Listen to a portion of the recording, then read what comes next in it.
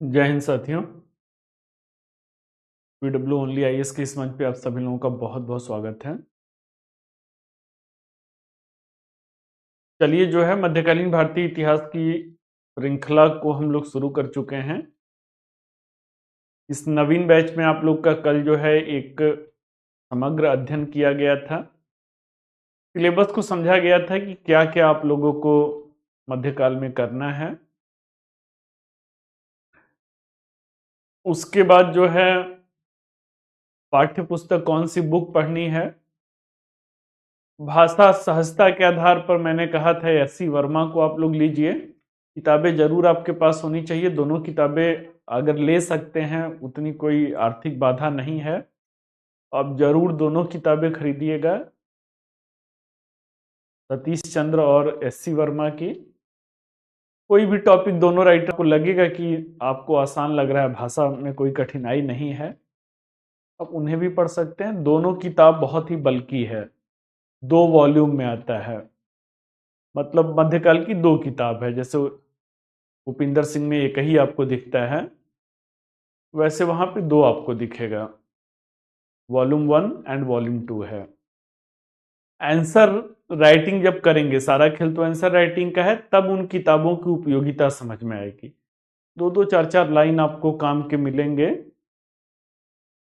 और थोड़ा सा दृष्टिकोण व्यापक होगा। जब लगे कि यूपीएससी का, जैसे मैंने अभी एनालिसिस करा रहा था मैं क्वेश्चन पेपर का, लगे कि कोचिंग के भी उससे ये प्रश्न नहीं मिल रहा है, तो बुक की तरफ जाइए। बुक में इसी को स्टैंडर्ड बुक कहते हैं। स्टैंडर्ड बुक से एक बार गो थ्रू करेंगे तो जरूर जो है उसके जो भी कॉम्प्लिकेसी है प्रश्न की, वो धीरे धीरे डिकोड होना शुरू हो जाता है। तो कल ये सारी चर्चा करने के पश्चात आज से हम लोग पहले टॉपिक को कैरी ऑन किया जाएगा। पहला टॉपिक हम लोग का क्या है? पूर्व मध्यकाल है। क्या है?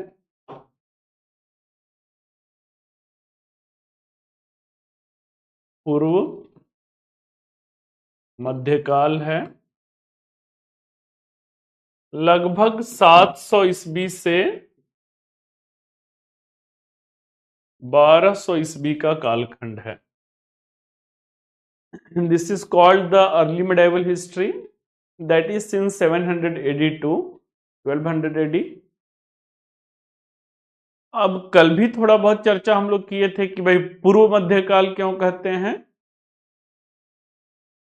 पूर्व पाषाण काल क्यों कहते हैं, प्राक इतिहास क्यों कहते हैं। प्राक इतिहास मतलब प्री हिस्ट्री, इतिहास के पूर्व की अवस्था। इतिहास किसे कहते हैं? जहां पे लिखित साक्ष्य है, उसे पढ़ा गया है, वो इतिहास है। लिखित साक्ष्य नहीं है तो वो इतिहास के पूर्व की अवस्था है, प्राक इतिहास है। पूर्व पाषाण काल से भी पहले जो है आदि मानव वाला सिचुएशन, वो पूर्व पाषाण काल। वैसे ही पूर्व मध्यकाल, तो मध्यकाल की सारी विशेषताएं नहीं आई थी। मध्यकाल की जो विशेषताएं हैं उसके पूर्व की चीजें हैं। मध्यकाल की विशेषताएं बच्चों क्या है? मध्यकाल में एक नवीन शासक वर्ग, इस्लामिक शासक वर्ग आते हैं। इस्लामिक शासक वर्ग आते हैं, उसके पूर्व की अवस्था है। तो प्राचीन ही क्यों नहीं कह दे रहे हैं कि प्राचीन काल है?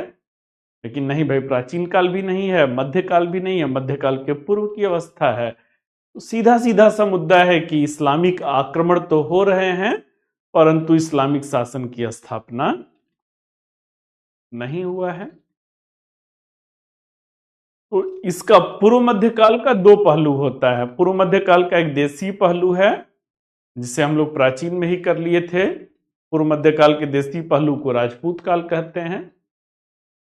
पूर्व मध्यकाल का जो विदेशी पहलू है, जिसके अंतर्गत बाह्य आक्रमण हो रहा है, इस्लामिक आक्रमण हो रहा है, उसी पहलू को हम लोग यहां पर किया जाएगा। तो आइए जो है, बड़ी संख्या में आप सभी छात्रों का अभिवादन मुझे दिख रहा है। आप सभी प्यारे छात्रों के अभिवादन को स्वीकार करते हुए फटाफट हम लोग जो है आज के सेशन को कैरी ऑन किया जाएगा। तो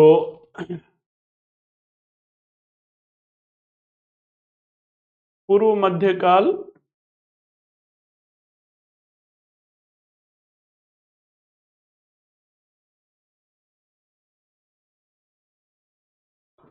अब जो पूर्व मध्य काल है, यहां पे हम लोग क्या देख रहे हैं, तो यहां पर जो है इस्लामी का आक्रमण है।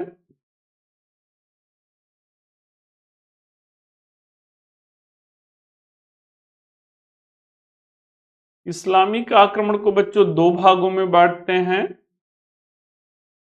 पहला जो है अरब आक्रमण है,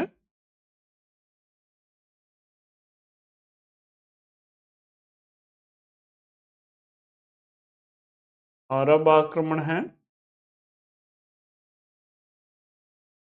और दूसरा जो है तुर्क आक्रमण है।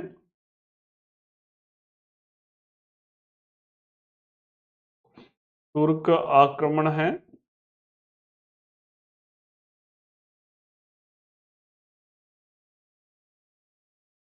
अरब आक्रमण जो हुआ था वो मोहम्मद बिन कासिम के नेतृत्व में हुआ था।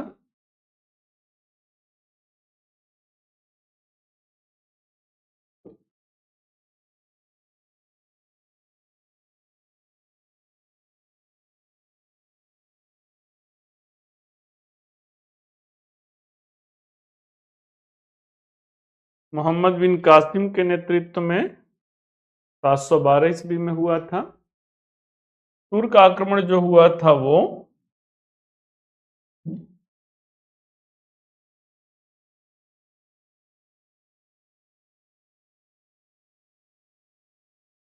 महमूद गजनवी और मोहम्मद गौरी के नेतृत्व में हुआ था। महमूद गजनवी और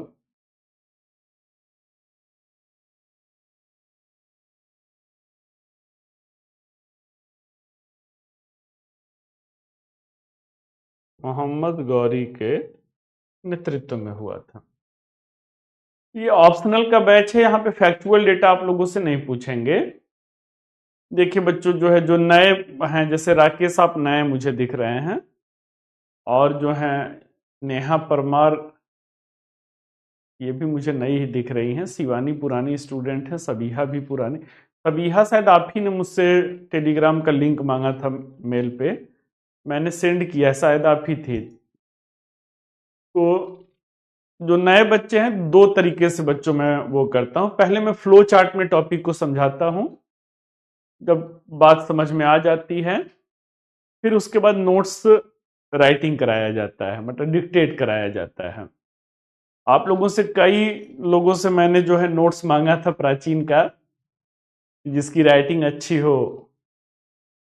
प्राचीन पे मैंने काफी मेहनत भी किया था, तो किसी ने इतना तकल्लुफ नहीं उठाया जो है कि सर को दिया जाए। लेकिन बच्चों, जो कहा जाता है ना कि कोई ना कोई ऐसा, एक कोई बच्ची है, क्या नाम है उनका, काजल नाम है, शायद काजल ही नाम है। तो अब 3-4 महीना पहले ही मैंने आप लोग से, जब शुरू हुआ था तभी बोला था, उनका वो रिकॉर्डेड ही देखती हैं। वो लाइव क्लास में उन्होंने पहले ही लिखा है, सर मैं लाइव क्लास में नहीं आती हूँ, मैं रिकॉर्डेड ही देखती हूँ। इतना शानदार उस बिटिया ने नोट्स बनाया है, इतना साफ सुथरा नोट्स उसने बनाया है। उन्होंने एक मुझे वैदिक काल भेजा था, मैंने कहा बेटा बहुत ही शानदार आपने बनाया है नोट्स। तो हर बैच में थोड़ा बहुत ना ऐड ऑन किया जाता है, वो ऐड ऑन जो रिसर्च होता है उसी को सोचा जाता है कि वो अपने पास भी हो जाए लिखित रूप में। उन्होंने मुझे यहां तक दे दिया, आई फील जो है मौर्योत्तर काल तक उन्होंने मुझे दे दिया है। तो इस तरीके से क्या था, इस तरीके से जो है ये दो रूप है हम लोगों का। एक नोट्स में लिखवाऊंगा, लेकिन उसके पहले फ्लो चार्ट मेथड से समझाऊंगा। तो आइए भाई, हम लोग कहां पे आते हैं, अरब आक्रमण पे आते हैं।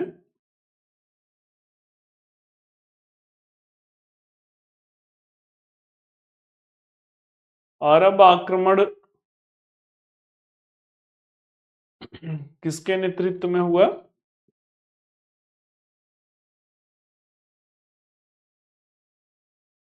मोहम्मद बिन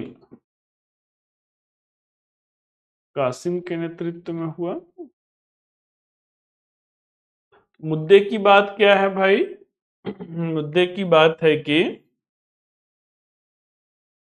अरब आक्रमण का कारण क्या था और अरब आक्रमण का जो है वो प्रभाव क्या था। कारण और प्रभाव क्या था। What were the reason of Arab invasion and what were the impact of Arab invasion? तो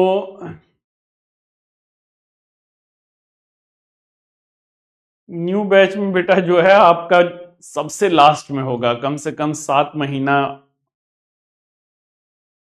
इंतजार कीजिए, 6 महीना इंतजार कीजिए। आपका मध्यकाल से शुरू हुआ है, फिर आधुनिक या विश्व इतिहास होगा।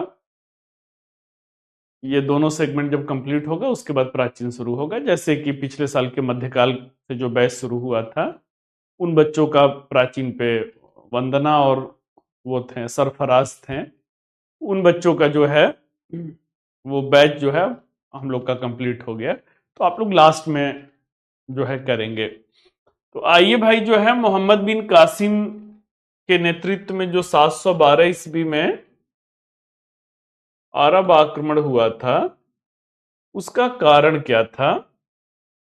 तो कारण जो है, कई सारे कारण रहते हैं। पहला जो है भौगोलिक कारक है।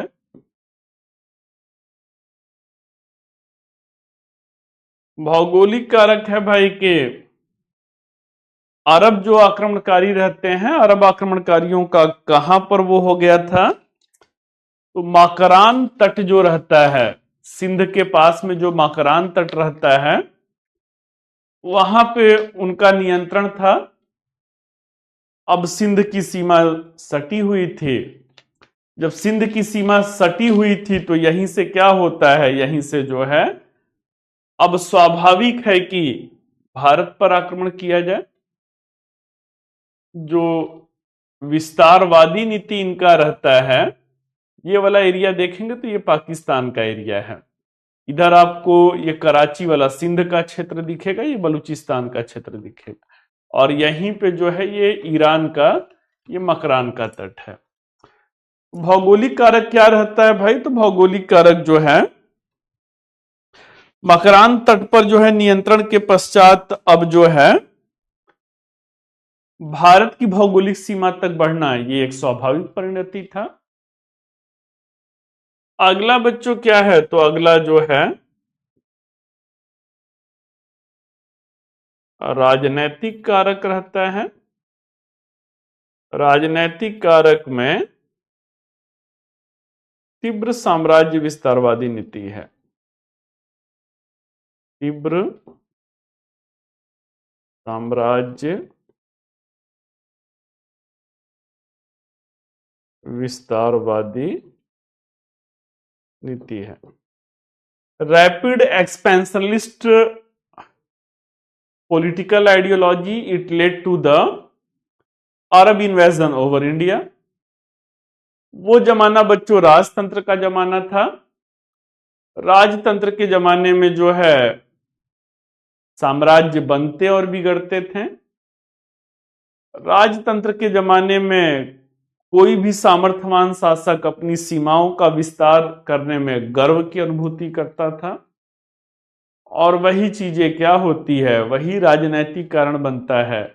तीव्र साम्राज्य विस्तारवादी महत्वाकांक्षा, यह अरब आक्रमण का कारण बनता है।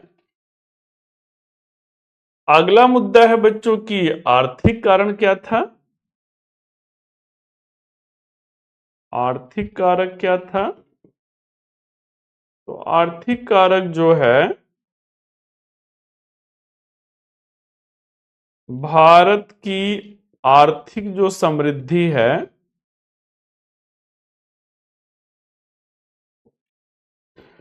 प्राचीन काल में भारत की छवि जो रहता है वो सोने की चिड़िया के रूप में रहता है। वो जो कहा जाता है ना, मेरे देश की धरती सोना उगले उगले हीरे मोती। तो जो भारत की आर्थिक समृद्धि है, हमेशा लगभग जो अधिकांश आक्रमण थे उसके पीछे एक कारण ये था, उस आर्थिक समृद्धि का दोहन करना चाहते थे। उन विशाल जो आर्थिक संसाधन हैं उस पर नियंत्रण करना चाहते थे। ये भी इनके आक्रमण का एक कारण बनता है। अगला बच्चों धार्मिक कारक है। धार्मिक कारक है जो धार्मिक कारक है, तो ये क्या है? तो ये जो है इस्लाम धर्म का प्रचार प्रसार करना। इस्लाम धर्म का प्रचार प्रसार करना, ये भी इनके जो है विस्तार का कारण होता है, भारत के ऊपर आक्रमण का कारण होता है। इन सबके साथ साथ एक और कारण होता है, वो क्या है? वो आकस्मिक कारक है। वो आकस्मिक कारक है। तो आकस्मिक कारक कुछ तो जरा होता है ना कि आप ऐसा नहीं है कि एकदम कल एडमिशन लिए और एकाएक बस केवल आईएएस बनने का सोच लिए। साल डेढ़ साल पहले से कभी न कभी आपके दिमाग में आया होगा कि हमें जो है इस एग्जाम के लिए तैयारी करना चाहिए। कुछ कॉलेज में आपके अपने अच्छे परफॉर्मेंस रहे होंगे, कुछ आपके कॉलेज के जो शिक्षक हैं आपकी उसमें से कुछ ने आपकी प्रतिभा को पहचाना होगा और उन्होंने एक रास्ता दिखाया होगा कि बेटा आप सिविल सर्विसेज की तरफ क्यों नहीं रुख कर रहे हैं। कभी कभी आपको अपनी सामर्थ्य क्षमता पे विश्वास हुआ होगा, मैं बड़ा अच्छा जो है किताबों को पढ़ता हूं, बहुत अच्छे से जो है चीजों को कवर अप करता हूं। तो इस तरीके से क्या है, इस तरीके से जो है एकाएक कोई चीजें नहीं होता है कि कल ही आपके दिमाग में आया, कल ही आपने एडमिशन लिया। तो something, there are some the broader way are the reasons of the Arab invasion and there are some the immediate region। अब आकस्मिक कारक क्या है भाई? तो आकस्मिक कारक के अंतर्गत जो है ये श्रीलंका है। This one is the Sri Lanka.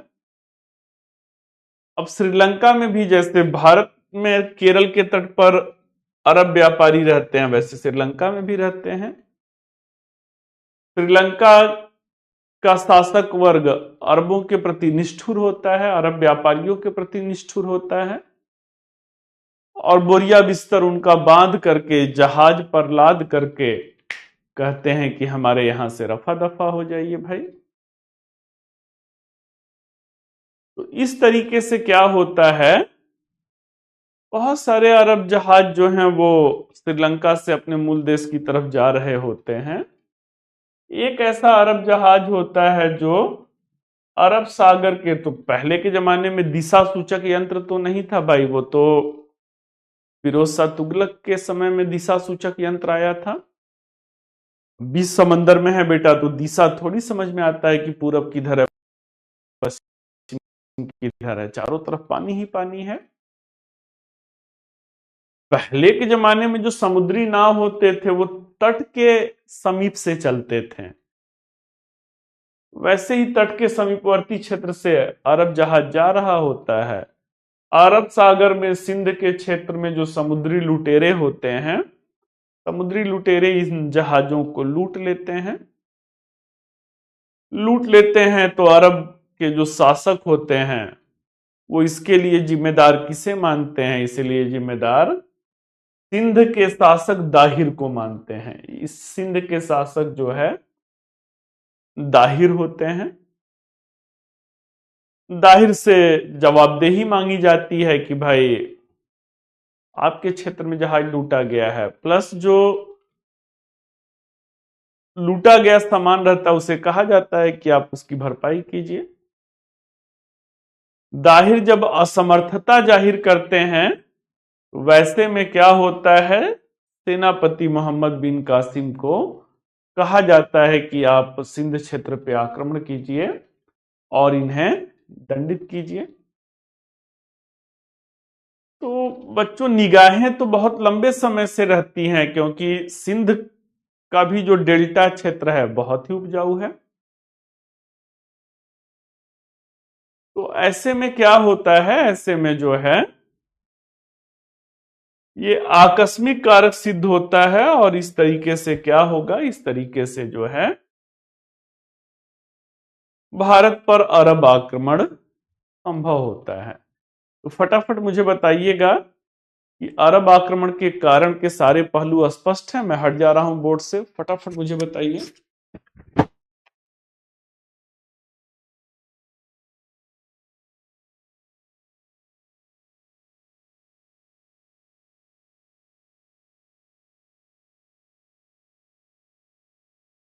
कोई डाउट हो तो आप पूछ सकते हैं, कोई बेटा डाउट हो तो फटाफट पूछ सकते हैं।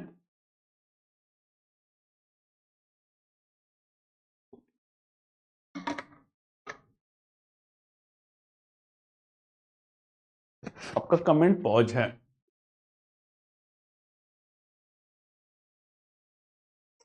चलिए भाई, तो अब हम लोग प्रभाव की तरफ बढ़ेंगे। यहीं पे एक प्रश्न किया जाएगा।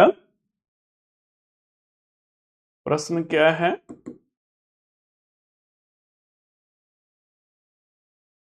भारतवर्ष पर अरब आक्रमण के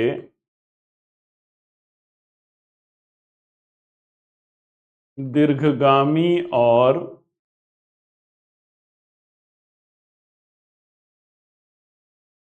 आकस्मिक कारकों को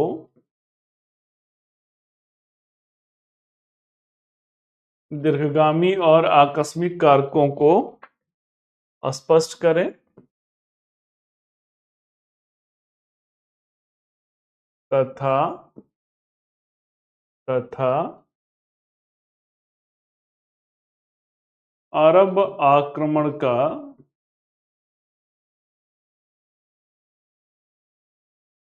भारतीय इतिहास पर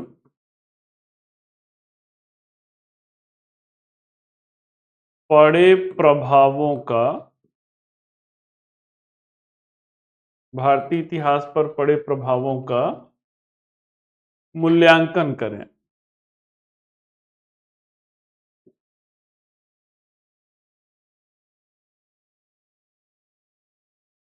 What were the long term and the immediate regions which led to the Arab invasion over India? And what was the multidimensional impact of Arab invasion over the Indian history? कारण बच्चों हम लोग समझ लिए, अब हम लोग प्रभाव की तरफ बढ़ा जाए, अरब आक्रमण का प्रभाव देखा जाए। अरब आक्रमण का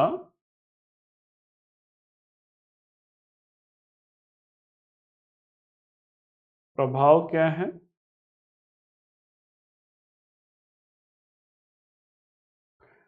जो अरब आक्रमण के प्रभाव हैं उन प्रभावों में इतिहासकारों में क्या दिखेगा, इतिहासकारों में आपको मतभेद देखने को मिलेगा। जैसे कुछ इतिहासकार हैं, वुलजले हेग हैं, मजुमदार हैं,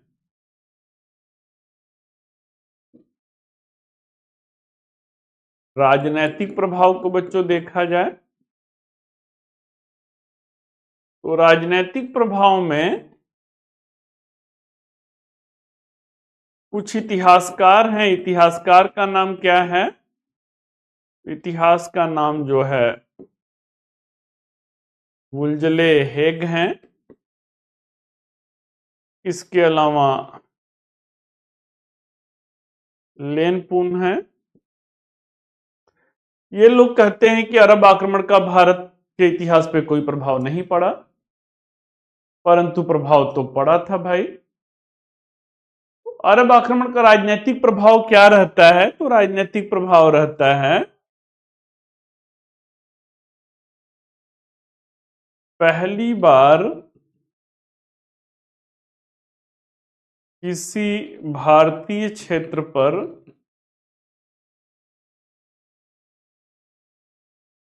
पर प्रत्यक्ष रूप से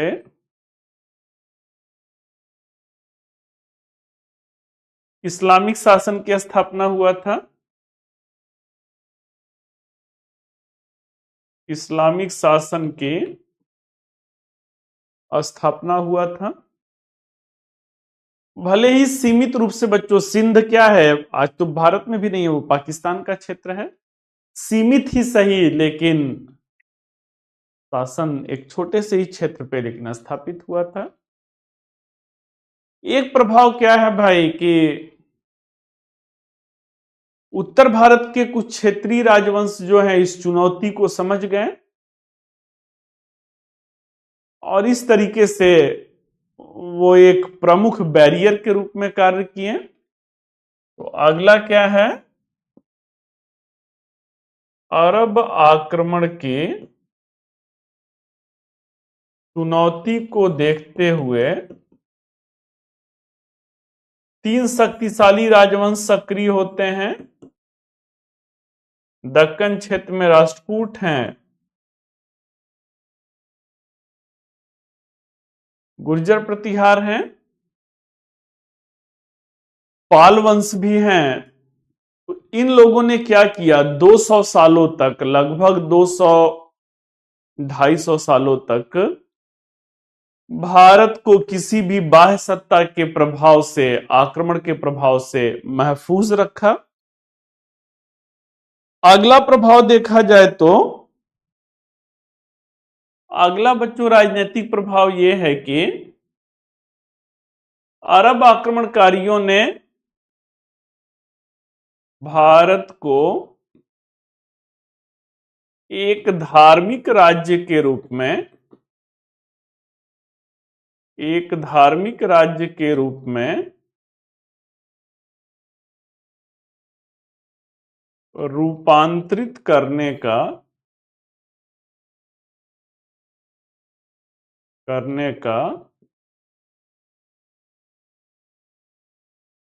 कोई प्रयास नहीं किया।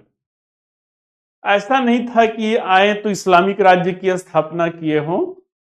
हिंदुओं को भी शासन प्रशासन में उच्च पद प्रदान किया और इस तरीके से धार्मिक राज्य की स्थापना से मुक्त रखा। अगला बच्चों, अरब आक्रमण का यदि आर्थिक प्रभाव देखा जाए कि आर्थिक प्रभाव क्या है, तो आर्थिक प्रभाव बड़े दूरगामी सिद्ध होते हैं। भारत में खजूर की खेती की शुरुआत होती है। खजूर की खेती है, ऊंट पालन है, इसकी शुरुआत होगा। क्योंकि ये कहां से हैं? ये अरब के मरुस्थल क्षेत्र से हैं। अरब का मरुस्थल क्षेत्र है तो कुछ नवीन फसल, कुछ नवीन पशु को ये भारत में इंट्रोड्यूस करते हैं। जैसे पुर्तगाली आते हैं तो भारत में पपाया है, कॉर्न है, टोबैको है, पोटैटो है, ये सारे नए फसल आते हैं। वैसे ही पहली बार समोसा बड़े मन से आप लोग खाते हैं। अरबों ने ही भारत में क्या किया था? भारतीयों को समोसे से परिचित कराया। अरब जो रहते हैं वो भारत के शतरंज के खेल से भी, इस समोसे को चाहे तो आप सामाजिक में दे सकते हैं। अगला क्या है भाई? तो अगला जो है सामाजिक प्रभाव था। सामाजिक प्रभाव था, जैसे हिंदू धर्म में ब्राह्मण, क्षत्रिय, वैश्य और शूद्र हैं, 4 जातियों में हमारा समाज बटा हुआ है, वैसे इस्लामिक समाज बटा हुआ नहीं था। वैसे इस्लामिक समाज जो है वो बटा हुआ नहीं था। इस्लामिक समाज में कोई जातिगत भेदभाव नहीं था और शहरी क्षेत्रों में ही ये रहते थे। इस तरीके से भारत के शहरी क्षेत्रों में जो सामाजिक भेदभाव है, जातिगत रुग्णता है, वो कुछ हद तक कम हुआ। ये इसका बच्चों जो है अरब आक्रमण का सामाजिक प्रभाव है। आगे बढ़ा जाए तो धार्मिक सांस्कृतिक प्रभाव को देखा जाए। अरब आक्रमण का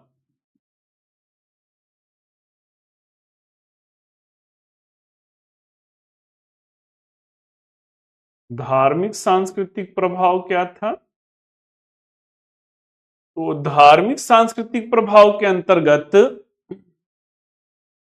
अरब व्यापारी जो रहते हैं अब आकर के भारतीय तटों पर पहले से ही रहते हैं, अब ज्यादा संख्या में आके बसते हैं। भारत में इस्लाम धर्म का प्रचार प्रसार हुआ। भारत में अरबी भाषा का प्रचलन होना शुरू हुआ। अरबी खान पान की आदतें, अभी खजूर की खेती कहा, सांस्कृतिक रूप से क्या है, उनके खान पान की आदतें, उनकी वेशभूषा से भारतीय परिचित हुए। भारतीयों के खान पान की आदतें और वेशभूषा से जो है अरबी परिचित हुए। ये धार्मिक सांस्कृतिक प्रभाव है। अगला क्या है भाई? तो अगला जो है वैज्ञानिक तकनीकी प्रभाव। वैज्ञानिक तकनीकी प्रभाव, तो वैज्ञानिक तकनीकी रूप से भी एक व्यापक प्रभाव था। भारत का ज्ञान विज्ञान समृद्ध रहता है। भारत के समृद्ध विज्ञान को वो अरब विश्व तक लेके जाते हैं। भारत का जो शून्य है, जीरो है, भारत का दशमलव है, और भी भारत की जो वैज्ञानिक प्रगति है वो अरब देश जाता है। अरब देश से कहां जाता है? यूरोप में जाता है। यूरोप में जाता है तो बाद के वर्षों में यूरोप में पुनर्जागरण की शुरुआत हो जाती है। ब्रह्मगुप्त की जो पुस्तक है, ब्रह्मगुप्त की पुस्तक का अरबी में अनुवाद किया गया। ब्रह्मगुप्त की जो है खंडक खाद्य है, ब्रह्म सिद्धांतिका है, इन सारे पुस्तकों का अरबी में अनुवाद हुआ। तो चलिए भाई, अरब आक्रमण का कारण और प्रभाव समाप्त हुआ। अब यहां पर बच्चों एक चीज पे आप लोग का ध्यान आकर्षित करना चाहूंगा, खास करके जो नए छात्र हैं। मैं शुरू से ही इसे क्या कहता हूं? मैं शुरू से ही इसे जो है हिस्ट्री ऑप्शनल कम आंसर राइटिंग बैच कहता हूं। आज पहली ही क्लास है, पहली ही क्लास में प्रश्न भी आप लोग को दे दिया। प्रश्न भी दे दिया भाई। तो एक प्रश्न का उत्तर हर छात्र लिखता है, लेकिन अच्छे अंक प्राप्त करेंगे तभी अच्छा रैंक आएगा। अच्छा रैंक आएगा, टॉप रैंकर्स को ही आईएएस मिलता है। आपका उत्तर कहीं से भी बिखरा हुआ नहीं प्रतीत होना चाहिए, वो कंसोलिडेटेड होना चाहिए। कंसोलिडेटेड उत्तर में एक उत्तर संरचना होता है, व्यवस्थित तरीके से उत्तर को आपको रखना पड़ेगा। तो जो व्यवस्थित तरीके से उत्तर को रखना पड़ेगा, यही क्या है? तो यही जो है आपका जो है भारतवर्ष पर अरब आक्रमण का कारण और प्रभाव को दर्शाएगा। तो कैसे बच्चों कारण को देखिए कैसे रखा गया है। आपको 5-6 पॉइंट में अगर एक लड़का उत्तर लिखेगा कि अरब आक्रमण के कारण क्या थे, तो नंबर उससे सामान्य नंबर मिलेगा, सामान्य अंक मिलेगा। सारा पॉइंट आप जान रहे हैं, लेकिन उसके बाद भी 50% नंबर पाएंगे। सबसे बड़ा आप प्रशासक बनना चाहते हैं, प्रशासक का व्यक्तित्व जो है व्यवस्थित होना चाहिए। जब व्यक्तित्व व्यवस्थित है तो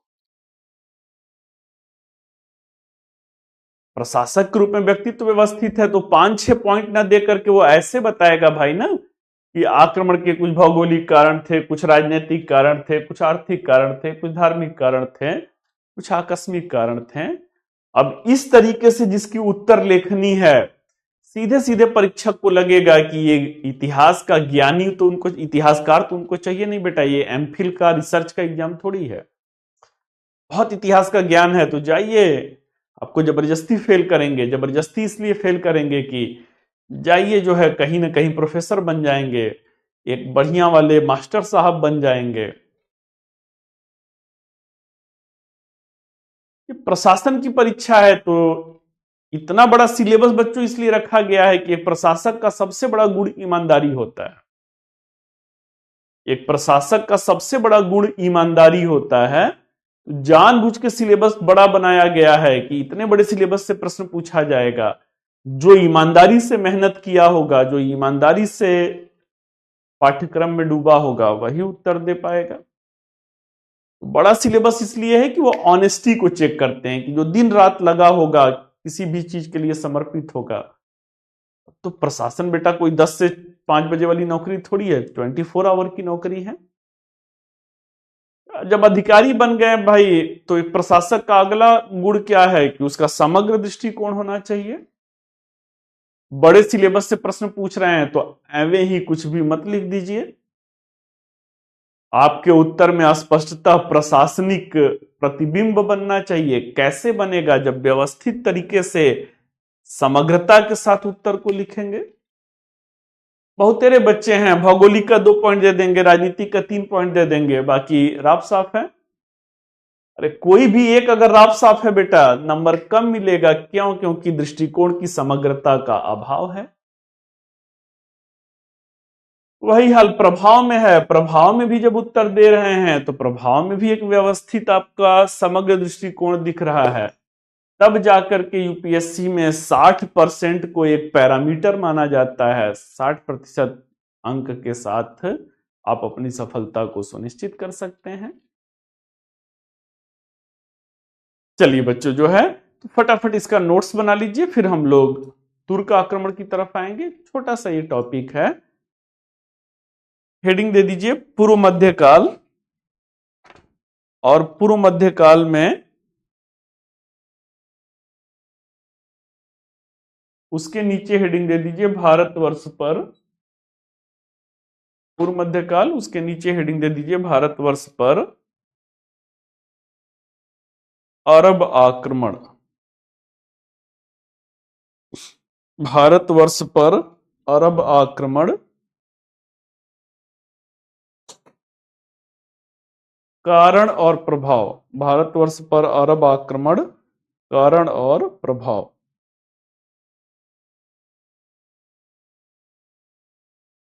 लिखिए पूर्व मध्यकाल की राजनैतिक परिस्थितियां।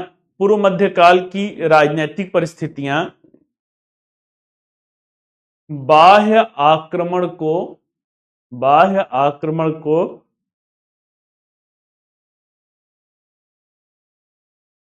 आमंत्रित कर रही थी। बाह्य आक्रमण को आमंत्रित कर रही थी। Full stop. पूर्व मध्यकाल में सामंतवाद अपने चरमोत्कर्ष पर था। पूर्व मध्यकाल में सामंतवाद अपने चरमोत्कर्ष पर था। सामंतवाद अपने चरमोत्कर्ष पर था तथा राजनैतिक विकेंद्रीकरण के इस दौर में, राजनैतिक विकेंद्रीकरण के इस दौर में, जब भारतीय शासक वर्ग आपस में ही लड़ रहे थे। विकेंद्रीकरण के इस दौर में जब भारतीय शासक वर्ग आपस में ही लड़ रहे थे तो उनमें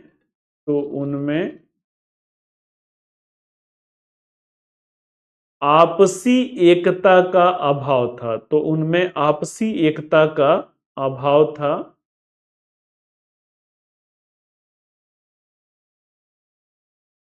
फुल स्टॉप।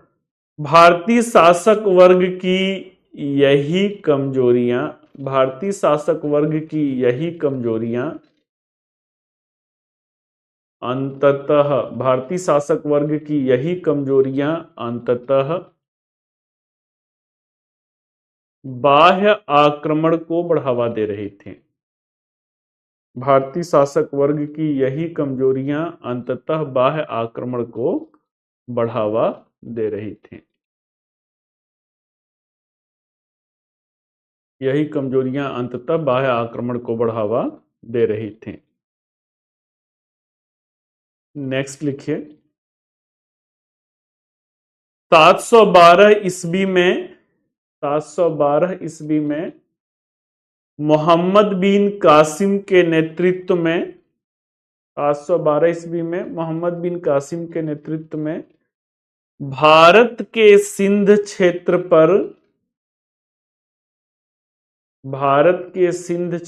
पर किया गया आक्रमण भारत के सिंध क्षेत्र पर किया गया आक्रमण जिसमें भारत के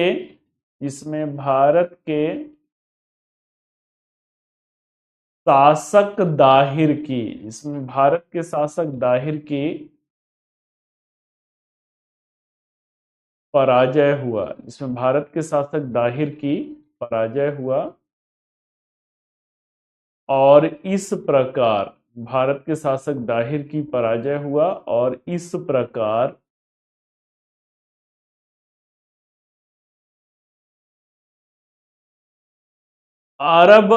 प्रकार भारत पर अरब शासन की स्थापना हुआ। भारत पर अरब शासन की सिंध क्षेत्र पर स्थापना हुआ। भारत पर अरब शासन की सिंध क्षेत्र पर स्थापना हुआ। Full stop. Next point. यद्यपि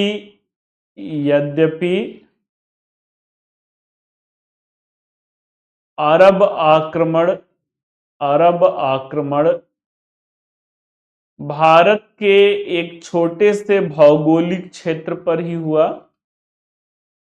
भारत के एक छोटे से भौगोलिक क्षेत्र पे ही हुआ और यह अल्पकालिक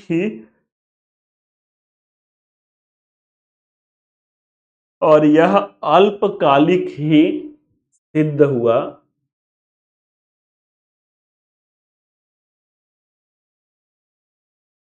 परंतु यदि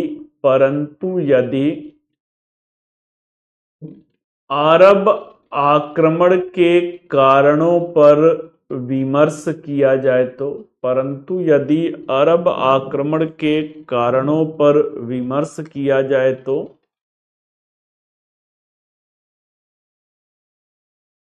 इसके बहुआयामी कारक थे। अरब आक्रमण के कारणों पर विमर्श किया जाए तो या विश्लेषण किया जाए तो इसके बहुआयामी कारक थे।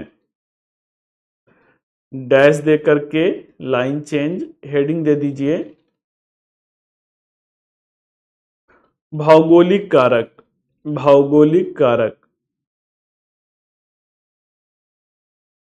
देखिए, अरबों के द्वारा मकरान तट पर विजय के पश्चात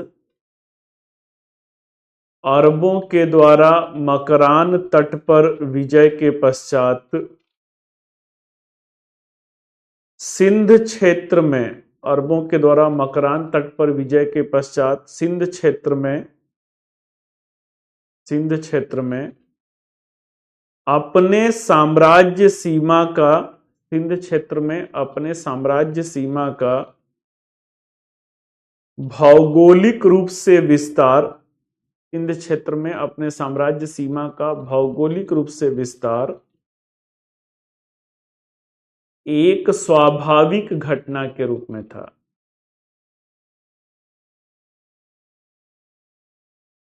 तो अपनी साम्राज्य सीमा का भौगोलिक रूप से विस्तार एक स्वाभाविक घटना के रूप में था। हेडिंग दे दीजिए राजनैतिक कारक। लिखिए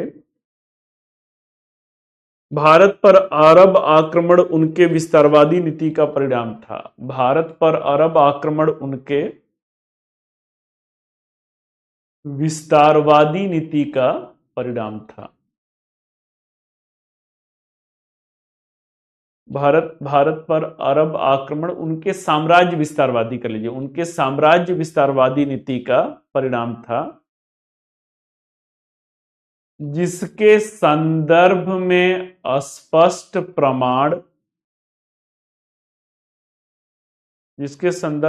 स्पष्ट प्रमाण नवीं शताब्दी के अल बिलादुरी के ग्रंथ में नवीं शताब्दी के अल बिलादुरी के ग्रंथ में देखने को मिलता है।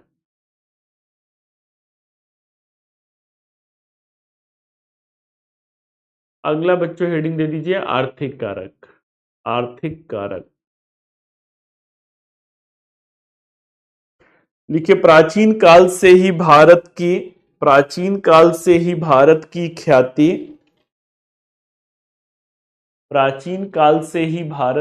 ख्याति एक अत्यंत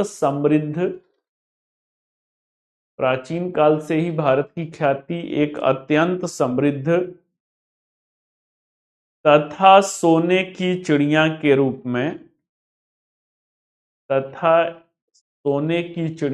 रूप में स्थापित था। एक अत्यंत समृद्ध तथा सोने की चिड़िया के रूप में स्थापित था। Full stop. भारत की इसी आर्थिक समृद्धि ने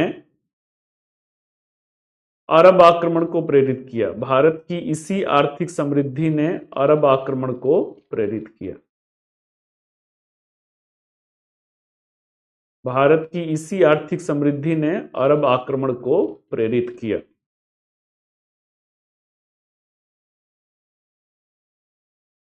हेडिंग दे दीजिए धार्मिक कारक।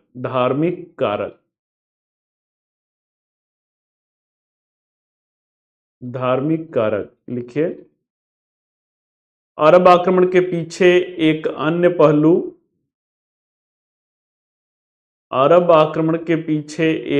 पहलू इस्लाम धर्म के प्रचार प्रसार का था। अरब आक्रमण के पीछे एक अन्य पहलू इस्लाम धर्म के प्रचार प्रसार का था, जिसे स्वयं इस्लामिक विश्व के धर्मगुरु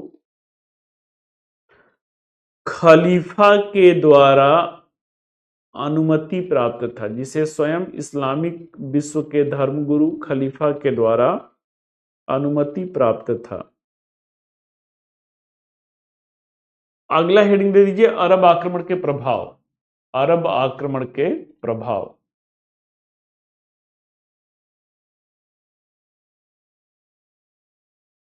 लिखिए, अरब आक्रमण के पीछे अरब आक्रमण का प्रभाव के लिए अरब आक्रमण का प्रभाव बहुआयामी और दीर्घगामी प्रभावों वाला सिद्ध हुआ। अरब आक्रमण का प्रभाव बहुआयामी और दीर्घगामी प्रभावों वाला सिद्ध हुआ। हेडिंग दे दीजिए वाला सिद्ध हुआ, जैसे कि डैश देकर के हेडिंग दे दीजिए राजनीतिक प्रभाव।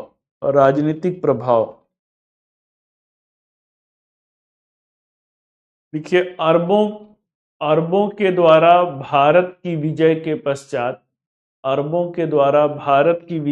पश्चात भारत के एक धार्मिक राज्य के रूप में परिवर्तित करने का, भारत के एक धार्मिक राज्य के रूप में परिवर्तित करने का कोई प्रयास नहीं किया गया।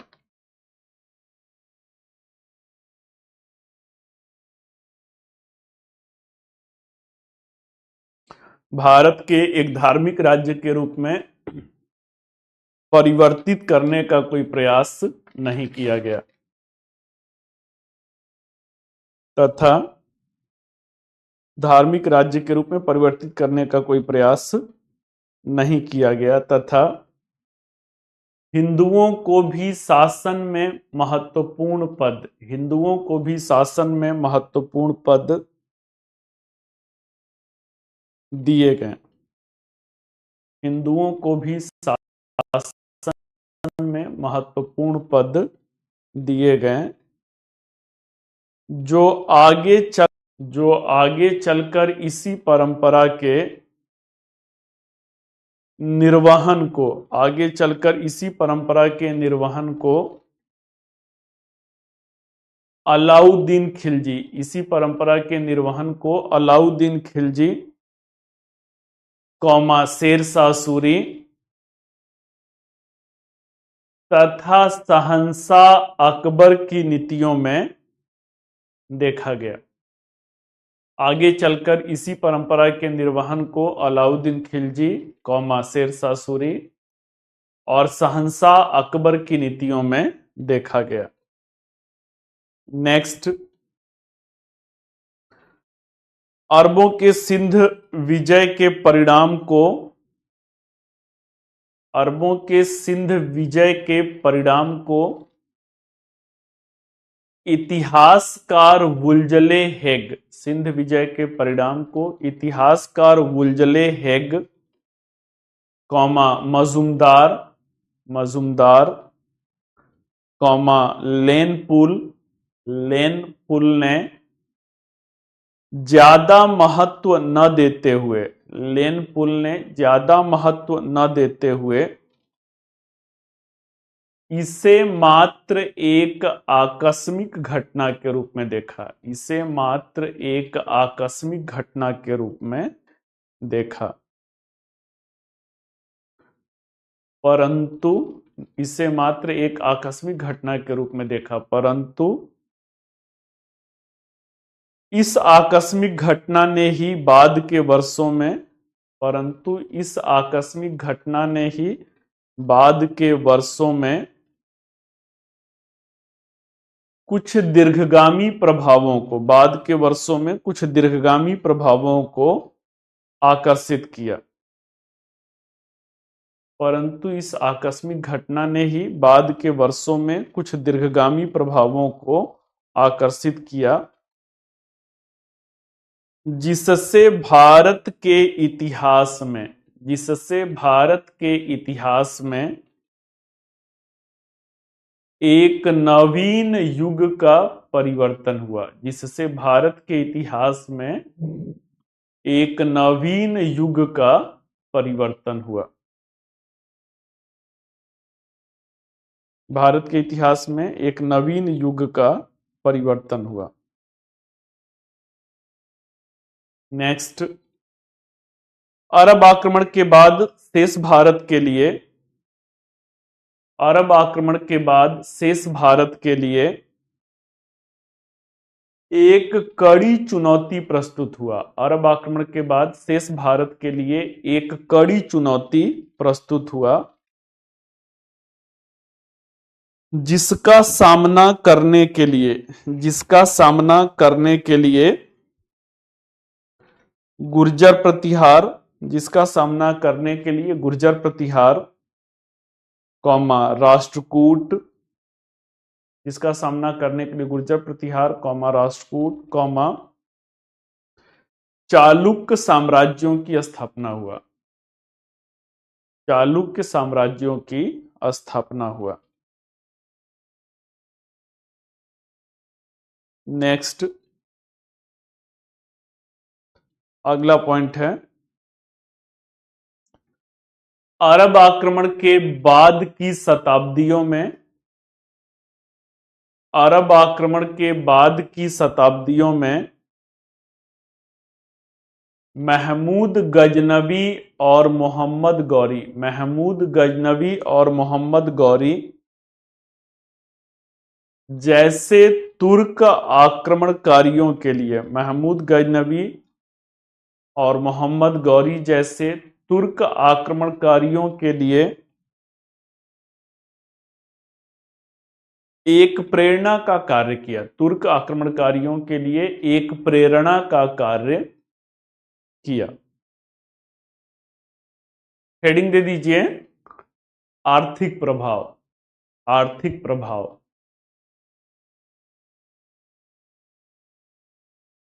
लिखिए सिंध क्षेत्र पर अरब आक्रमण, सिंध क्षेत्र पर अरब आक्रमण का सबसे ज्यादा दीर्घगामी प्रभाव, सबसे ज्यादा दीर्घगामी प्रभाव आर्थिक क्षेत्र में ही खोजा जा सकता है, सबसे ज्यादा दीर्घगामी प्रभाव आर्थिक क्षेत्र में ही खोजा जा सकता है। Full stop.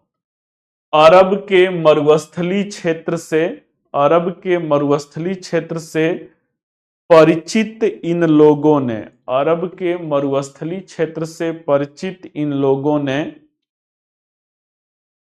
सिंध के मरुस्थली क्षेत्र में, मरुस्थली क्षेत्र से परिचित इन लोगों ने सिंध के मरुस्थली क्षेत्र में खजूर की खेती, सिंध के मरुस्थली क्षेत्र में खजूर की खेती और ऊंट पालन को, ऊंट पालन को बढ़ावा दिया। नेक्स्ट,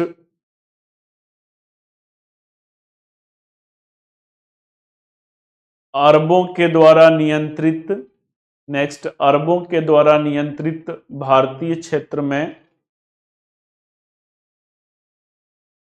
अरबों के द्वारा नियंत्रित भारतीय क्षेत्र में एक नवीन मुद्रा, एक नवीन मुद्रा दिरहम का प्रवेश हुआ, एक नवीन मुद्रा दिरहम का प्रवेश हुआ। साथ ही एक नवीन मुद्रा दिरहम का प्रवेश हुआ, साथ ही व्यापार वाणिज्य को बढ़ावा मिलने से, साथ ही व्यापार वाणिज्य को बढ़ावा मिलने से नगरीकरण को बढ़ावा मिला, व्यापार वाणिज्य को बढ़ावा मिलने से नगरीकरण को बढ़ावा मिला, जो कि आगे चलकर, जो कि आगे चलकर सल्तनत काल में, जो कि आगे चलकर सल्तनत काल में तृतीय नगरीकरण के रूप में उभर कर आया, जो कि आगे चलकर सल्तनत काल में तृतीय नगरीकरण के रूप में उभर कर आया।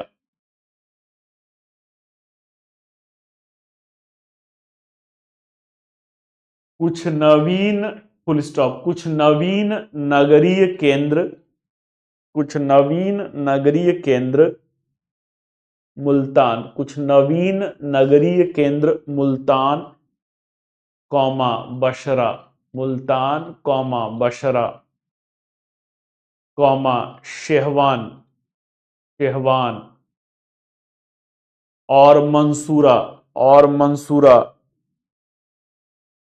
जैसे शहर, मुल्तान, बसरा, शेहवान और मंसूरा जैसे शहर औद्योगिक केंद्र के रूप में विकसित हुए हैं, और मंसूरा जैसे शहर औद्योगिक केंद्र के रूप में विकसित हुए। हेडिंग दे दीजिए सामाजिक प्रभाव, सामाजिक प्रभाव। देखिए मुस्लिम समाज एक समतामूलक समाज था, मुस्लिम समाज एक समतामूलक समाज था जिसमें जातिगत विषमता नहीं थी, जिसमें जातिगत विषमता नहीं था, जिससे जिससे शहरी क्षेत्रों में, जिससे शहरी क्षेत्रों में जातिगत कठोरता कम हुआ, जिससे शहरी क्षेत्रों में जातिगत कठोरता कम हुआ, तथा कारीगर, जातिगत कठोरता कम हुआ तथा कारीगर, व्यापारी, कारीगर, व्यापारी और विद्वान के रूप में, और विद्वान के रूप में मुस्लिम भारतीय समाज के, और कारीगर के रूप में मुस्लिम भारतीय समाज के अभिन्न अंग बन गए, भारतीय समाज के अभिन्न अंग बन गए। अगला हेडिंग दे दीजिए धार्मिक सांस्कृतिक प्रभाव। धार्मिक सांस्कृतिक प्रभाव लिखिए, भारत में अरबी भाषा का प्रचलन बढ़ा, भारत में अरबी भाषा का प्रचलन बढ़ा और अरबी संस्कृति का विस्तार, अरबी भाषा का प्रचलन बढ़ा और अरबी संस्कृति का विस्तार धीरे धीरे होना शुरू हो गया, अरबी संस्कृति का विस्तार धीरे धीरे होना शुरू हो गया, अरबी संस्कृति का विस्तार धीरे धीरे होना शुरू हो गया। नेक्स्ट, इस्लामिक नियंत्रण वाले क्षेत्रों में, इस्लामिक नियंत्रण वाले क्षेत्रों में अरबी शिक्षा का प्रचार प्रसार हुआ, इस्लामिक नियंत्रण वाले क्षेत्रों में अरबी शिक्षा का प्रचार प्रसार हुआ तथा लाहौर अरबी शिक्षा का प्रमुख केंद्र बन गया, तथा लाहौर अरबी शिक्षा का प्रमुख केंद्र बन गया, अरबी शिक्षा का प्रमुख केंद्र बन गया। नेक्स्ट, मंसूर खलीफा ने भारत से ब्रह्मगुप्त द्वारा लिखित, मंसूर खलीफा ने भारत से ब्रह्मगुप्त द्वारा लिखित ब्रह्म सिद्धांत और ब्रह्मगुप्त द्वारा लिखित ब्रह्म सिद्धांत और खंडक खाद्य ग्रंथ को, ब्रह्म सिद्धांत और खंडक खाद्य ग्रंथ को मंगाकर उसका अरबी अनुवाद कराया, उसका अरबी अनुवाद करवाया, उसका अरबी अनुवाद करवाया। इस प्रकार अरब देश में भारतीय ज्ञान विज्ञान का प्रसार हुआ, इस प्रकार अरब देश में भारतीय ज्ञान विज्ञान का प्रसार हुआ, अरब देश में भारतीय ज्ञान विज्ञान का प्रसार हुआ। हेडिंग दे दीजिए विज्ञान और तकनीकी पर प्रभाव, विज्ञान और तकनीकी पर प्रभाव, विज्ञान और तकनीकी पर प्रभाव। देखिए, अब्बासी खलीफा के समय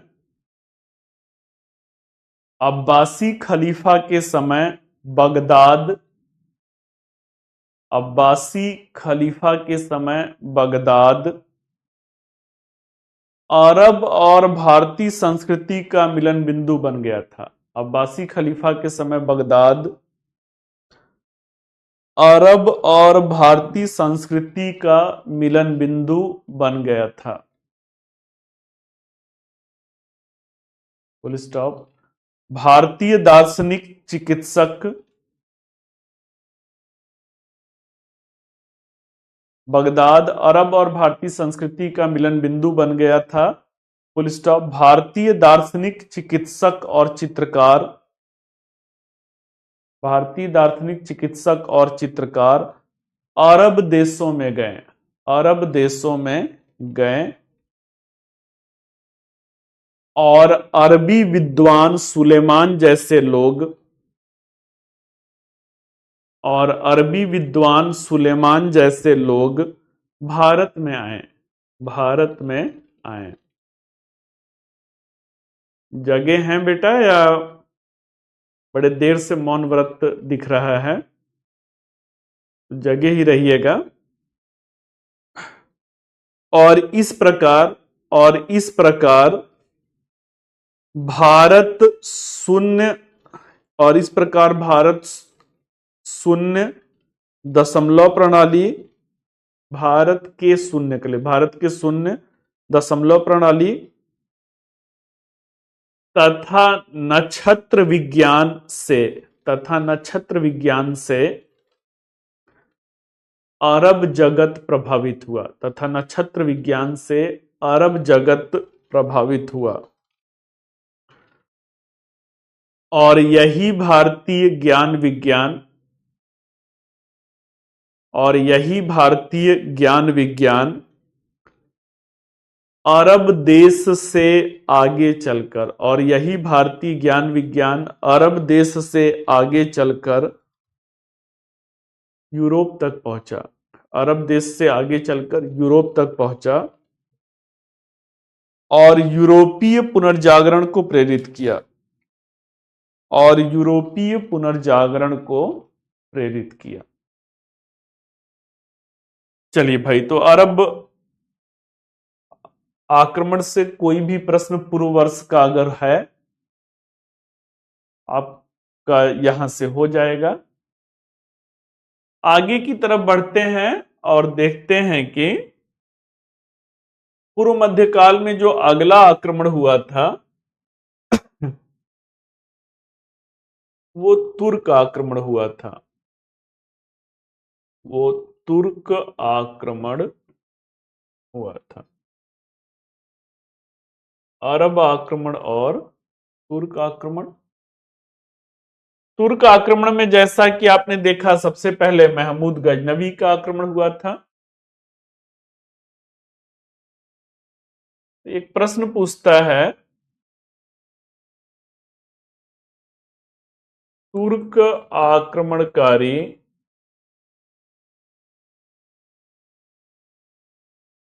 महमूद गजनवी के समय, तुर्क आक्रमणकारी महमूद गजनवी के समय भारतवर्ष के राजनैतिक परिदृश्य पर, भारतवर्ष के राजनैतिक परिदृश्य पर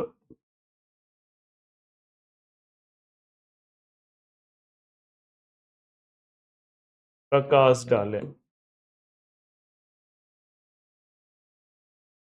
What was the political scenario of India during the Turkish invasion of Mahmud Ghaznavi? Elucidate or throw light? बच्चे, एक बहुत ही बेसिक सा प्रश्न है कि उस समय भारत में सामंतवाद में जो क्षेत्रीय शक्तियां थी, छोटी छोटी शक्तियां थी, उनमें कुछ प्रमुख शक्तियां कौन सी थी? बहुत ही आसान सा प्रश्न है। तो आइए भाई थोड़ा सा महमूद गजनवी के बारे में समझते हैं। महमूद गजनवी कहां से रहते हैं? तो गजनी से रहते हैं। गजनी कहां पे है? गजनी अफगानिस्तान में है। पैगंबर मोहम्मद साहब के बारे में आप सुने होंगे। पैगंबर मोहम्मद साहब का जन्म 570 ईस्वी में हुआ था। बचपन से ही बड़े तार्किक दृष्टिकोण के थे। क्यों बचपन से ही बड़े तार्किक दृष्टिकोण के थे? बचपन से ही बहुत ही जीवन में झंझावात उन्होंने देखा हुआ था। बचपन में ही उनके माता पिता का इंतकाल हो गया था। उनके चाचा जो रहते हैं उन्होंने इनका पालन पोषण किया। बचपन में जो है कबीलों को जो है मरुस्थली क्षेत्र में कारवां को रास्ता दिखाने का काम करते थे। तार्किक दृष्टिकोण के थे बच्चों, इसलिए मूर्ति पूजा के विरोधी थे। धर्म क्या है? धर्म एक आस्था का मुद्दा है, एक बड़ा ही भावनात्मक मुद्दा है। जब ये मूर्ति पूजा का विरोध करते थे, अभी आपसे कहा जाए ना, कोई अगर फेस्टिवल आने वाला है, या घर में आज कहिएगा अपने मम्मी को या दादी ओदी को, कहिएगा ये पूजा पाठ करती हो, ये सब मूर्ति उर्ति जो है पत्थर है, कंट्रोल में ही कहिएगा। अगर कुछ ज्यादा बोलेंगे तो सारा आईएएस की तैयारी का जो भूत है, जो जुनून है। मुद्दे की बात बच्चों क्या है ना, कि धर्म एक आस्था का मुद्दा है। धर्म एक जो है, तो दादी और मम्मी ये इंतजार नहीं करेंगी कि आप बहुत वो करें। तो वैसे ही जब पैगंबर मोहम्मद साहब मूर्ति पूजा का विरोध कर रहे थे, तो स्थानीय लोग जो हैं रोज रोज की उलाहना जो है इनके चाचा को सुनना पड़ता था। इनका विवाह किया गया। विवाह के पश्चात फिर जो है धीरे धीरे ये अपना कुछ व्यापार भी करते हैं। उसके बाद भी बहुत ज्यादा मन इनका जो है सांसारिक जीवन से ना होकर के कुछ बाह्य चिंतन में था। और इस तरीके से जो है वही जो ज्ञान प्राप्ति जिसे आप कह सकते हैं, तो आई फील कि पैगंबर का मतलब बच्चों जो है, मोहम्मद साहब उनका नाम, पैगंबर का मतलब ना पैगाम कुछ है, अंबर से पैगाम, ऐसा कुछ वो है। जब इनको ज्ञान प्राप्ति होता है तो इनको पैगंबर कहा जाता है, तो पैगंबर मोहम्मद साहब हो गए। अब फिर अपने 200 जो फॉलोवर्स हैं उनके साथ ये मक्का से शायद मदीना गए थे, और 621-22 के आसपास की ये घटना रहती है। 632 के आसपास में पैगंबर मोहम्मद साहब की भी मृत्यु होती है, और उसके बाद जो है खलीफा का पद आता है। खलीफा मतलब कि एक प्रतिनिधि के रूप में आते हैं। प्रतिनिधि क्या है भाई, कि अब इस्लाम धर्म को आगे कौन लेकर के जाएगा, तो खलीफा का पद आता है। अब खलीफा के पद के दौरान ही जो महमूद गजनवी के एंसेस्टर हैं, अलप्तगीन हैं, सुबुक्तगीन हैं, तो ये लोग क्या होते हैं, ये ईरान की सत्ता के नजदीक आते हैं। सुबुक्तगीन पहले ही भारत पे आक्रमण कर चुका था। महमूद गजनवी जो रहते हैं, ये भी भारत की धन संपदा और जो भारत की समृद्धि है उसके बारे में सुने होते हैं। इस तरीके से कुल कितने आक्रमण होते हैं भाई, तो इस तरीके से जो है महमूद गजनवी के कुल 17 आक्रमण होते हैं। कुल 17 आक्रमण होते हैं। और ये आक्रमण कब होता है, तो ये आक्रमण जो है वर्ष 1000 से 1027 ईस्वी के मध्य होता है। ये सब देखिए प्री की कहानी है बेटा। जब प्री की कहानी खत्म होता है तो वहीं से ऑप्शनल का खेल शुरू होता है। तो 1000 से 1027 ईस्वी के मध्य कुल 17 आक्रमण होते हैं। इनके महमूद गजनवी के आक्रमण का उद्देश्य क्या होता है, तो उद्देश्य जो होता है वो धन की लूट होता है, और धन की लूट के साथ साथ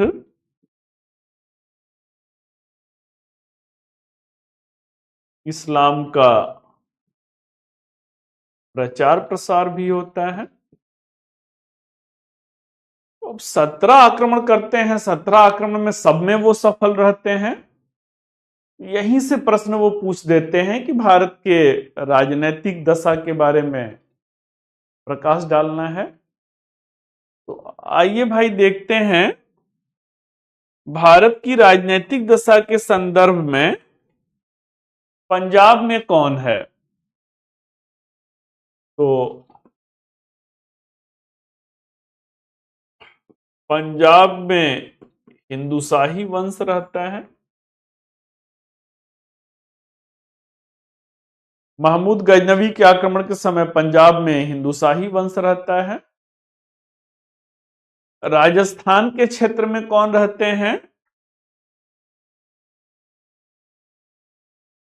तो राजस्थान के क्षेत्र में जो है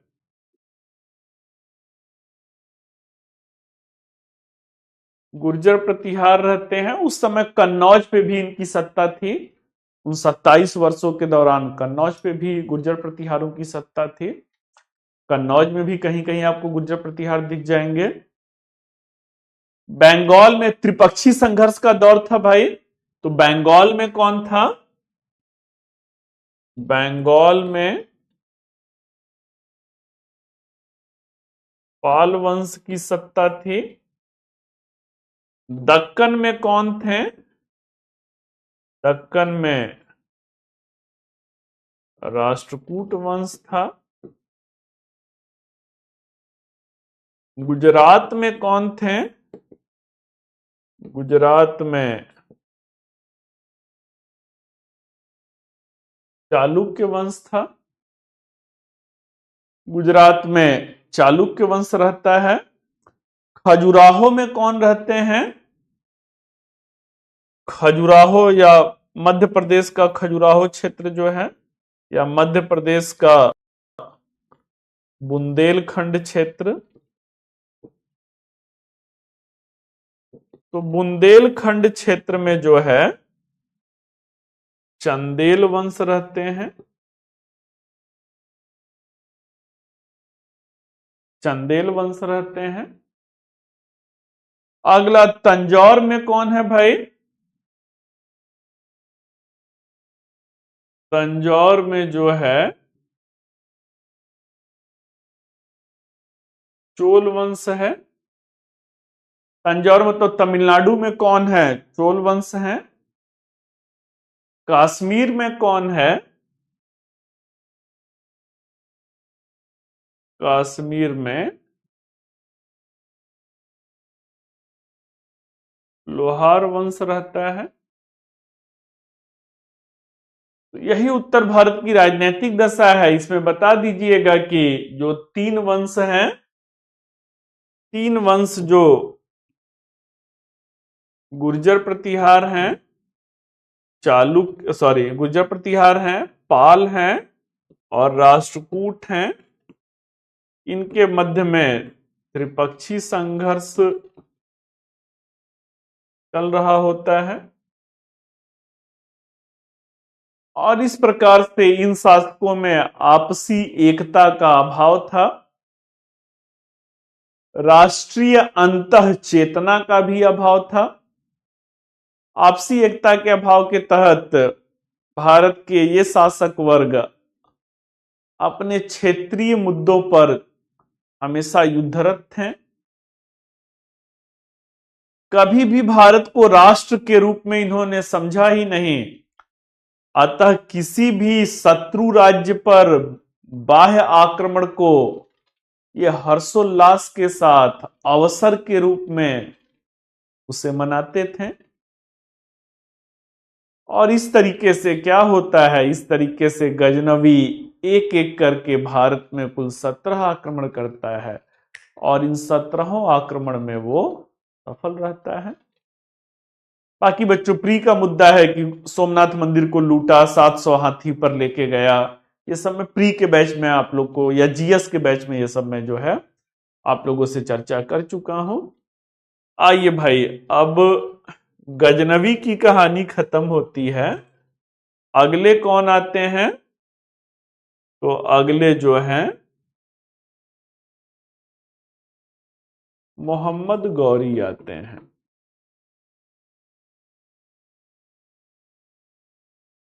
गजनवी देखिए ना, एक बड़ा ही सामर्थ्यवान था बच्चों, सामर्थ्यवान और बड़ा ही ना सुलझा हुआ था, बड़ा ही तार्किक था। क्यों था? उसके कार्य नीतियों में ये सारी चीजें दिखती हैं, उसके कार्य व्यवहार में ये सारी चीजें दिखते हैं। तो इस तरीके से क्या है, इस तरीके से जो है क्या देखते हैं हम लोग, तो इस तरह से हम लोग देखते हैं